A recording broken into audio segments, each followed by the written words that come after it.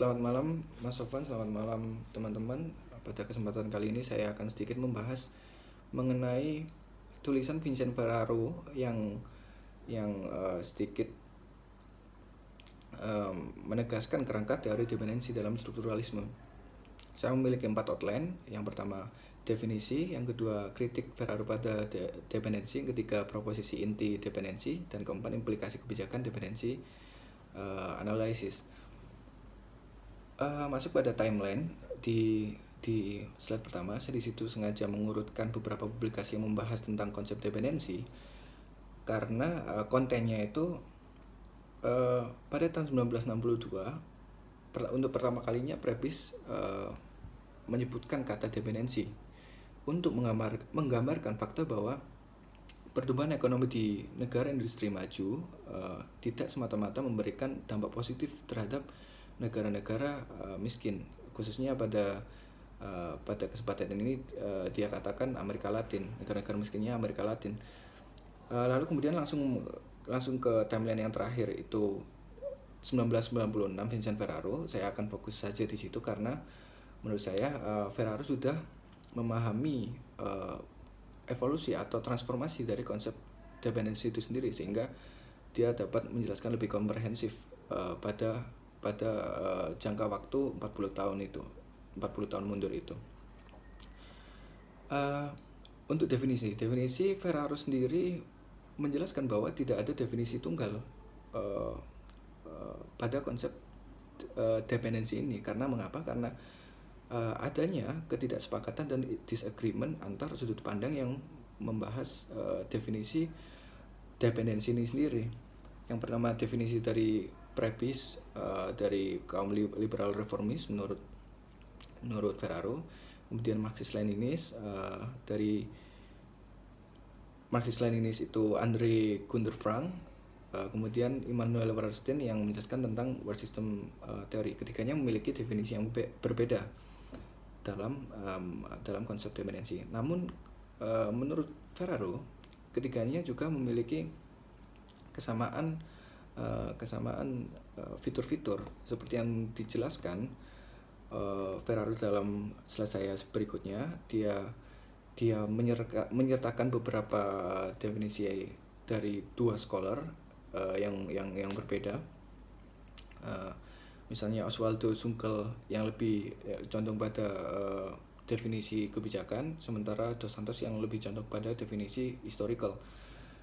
Sunkel pada tahun 1969 mendefinisikan dependensi sebagai penjelasan tentang perkembangan ekonomi suatu negara dalam konteks pengaruh eksternal, yaitu politik, ekonomi, dan budaya pada kebijakan pembangunan nasional. Sementara Dos Santos itu lebih melihat atau mendefinisikan dependensi ini sebagai suatu kondisi historis yang membentuk struktur ekonomi tertentu sehingga menguntungkan beberapa negara dan merugikan negara lain, serta akan membatasi pertumbuhan ekonomi pada tingkat bawah atau subordinate.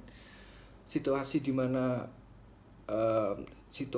mana ekonomi dari kelompok negara tertentu dikategorikan dari tingkat development, pembangunan atau pertumbuhannya.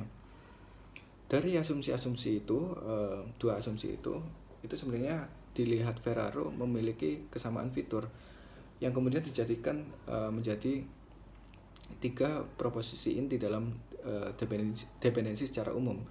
Yang pertama, ada pengkategorian set negara menjadi 2. Yang pertama set negara dominan, center, dan metropolitan yang berada di atas, sedangkan negara-negara yang bergantung itu disebut dengan dependent, periphery, dan satelit yang berada di bawah. Nah, kategori negara dominan ini merupakan kategori negara-negara industri maju yang merujuk pada OECD. Sedangkan negara dependent adalah negara-negara miskin seperti negara-negara Amerika Latin, Asia, Afrika, yang dimana negara-negara tersebut memiliki gross national product per kapita yang rendah dan bergantung pada ekspor komoditas tunggal. Kedua definisi yang saya sebutkan di slide sebelumnya itu juga memiliki kesamaan, bahwa kekuatan eksternal sangat penting bagi aktivitas ekonomi negara dependen. kekuatan eksternal ini salah satunya itu seperti multinational corporation, kemudian lainnya pasar komoditas internasional, bantuan luar negeri dan lain-lain, di mana kekuatan ini menunjukkan representasi kepentingan ekonomi negara maju. Kemudian proposisi ketiga, di situ Ferraro mengatakan definisi dependensi mengindikasikan bahwa hubungan negara dominan dan dependen berbentuk dinamis, ada naik turun. Di sisi lain, bentuk hubungan ini juga memperkuat dan melanggengkan serta mengintenskan kesenjangan antara dua kelompok negara tersebut. Mengingat bahwa hubungan ketergantungan merupakan proses yang memperhatikan faktor historis seperti yang dikatakan oleh Susanne Bodenheimer dalam artikel Ferraro. Amerika Latin, negara-negara Amerika Latin yang miskin itu merupakan contoh output dari underdevelopment atau sistem internasional yang dependen sejak abad ke-16. Lalu saya masuk ke slide berikutnya tentang pertanyaan Ferraro atau kritik Ferraro mengenai penegasan konteks antara Marxis-Leninis dan dependensi itu sendiri. Didasari oleh pemikiran Gunther Frank pada tahun 1972 yang mengatakan bahwa motif hubungan dependensi atau ketergantungan ini adalah kapitalisme internasional. Di situ saya sempat memvisualisasikan alurnya, diawali oleh sistem kapitalis mendorong international division of labor. Itu logika liberal menurut saya. International division of labor menurut Marxis-Leninis akan membentuk imperialisme, di mana pada konteks ini Marxis-Leninis, kaum Marxis-Leninis merasa diuntungkan karena dengan adanya imperialisme negara semakin cepat mencapai revolusi komunisme internasional. Sedangkan pada tahap berikutnya, di mana International Division of Labor akan menyebabkan underdevelopment dan kemiskinan di negara-negara yang terbelakang, itu merupakan ruang di mana dependensi berkembang, di mana dependensi menjelaskan narasi-narasinya di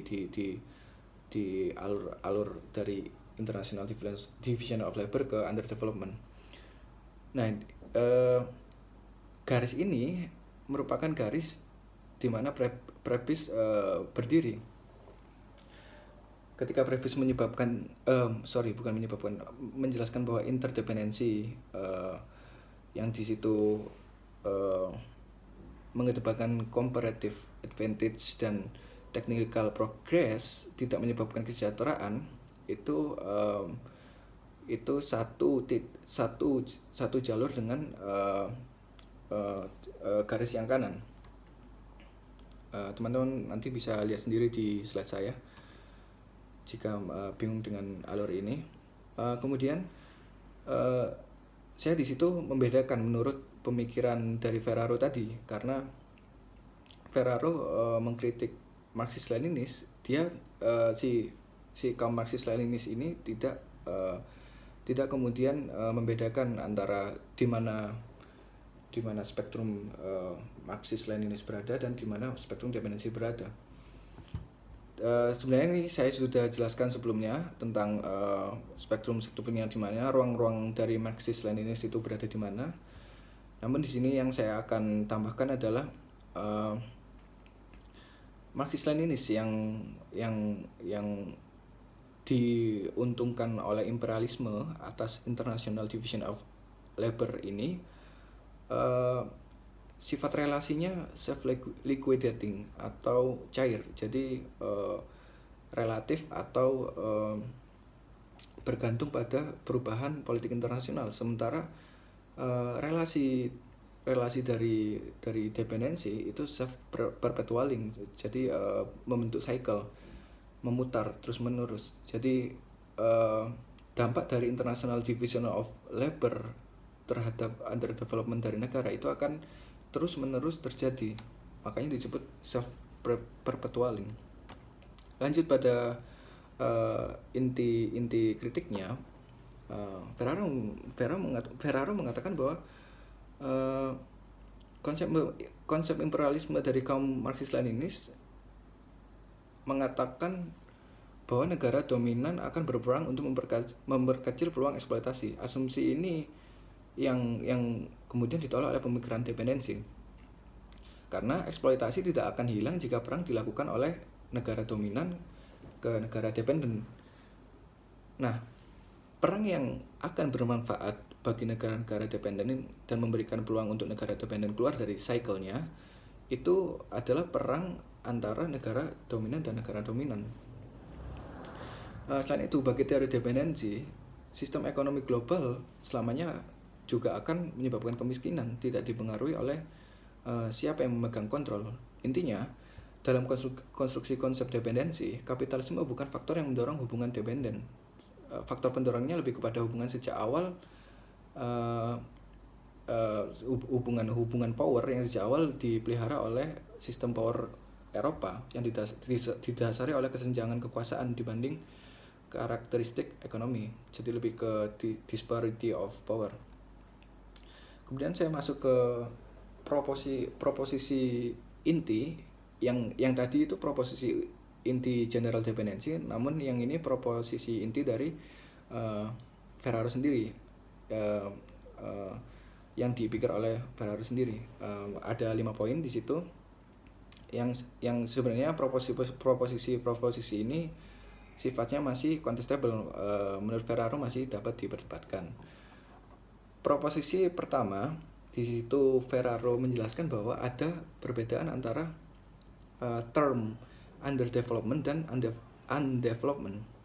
Underdevelopment merupakan term yang menjelaskan kondisi negara yang sudah melakukan eksplorasi sumber daya, sudah menggunakan secara aktif sumber dayanya, tetapi negaranya masih miskin, justru malah menguntungkan negara-negara maju atau negara dominan.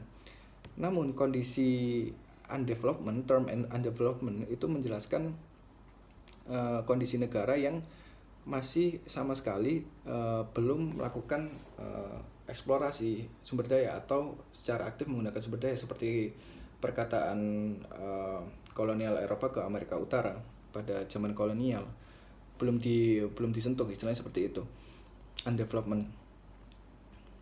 Menurut Ferraro, kondisi underdevelopment ini di mana negara tidak mendapat keuntungan atas sumber dayanya itu bukan karena negara-negara miskin yang tertinggal itu tidak bisa mengejar transformasi teknologi atau modernisasi teknologi seperti yang dilakukan oleh Eropa. Namun lebih kepada sistem Eropa ini yang memaksa negara-negara miskin masuk dan terintegrasi di dalamnya.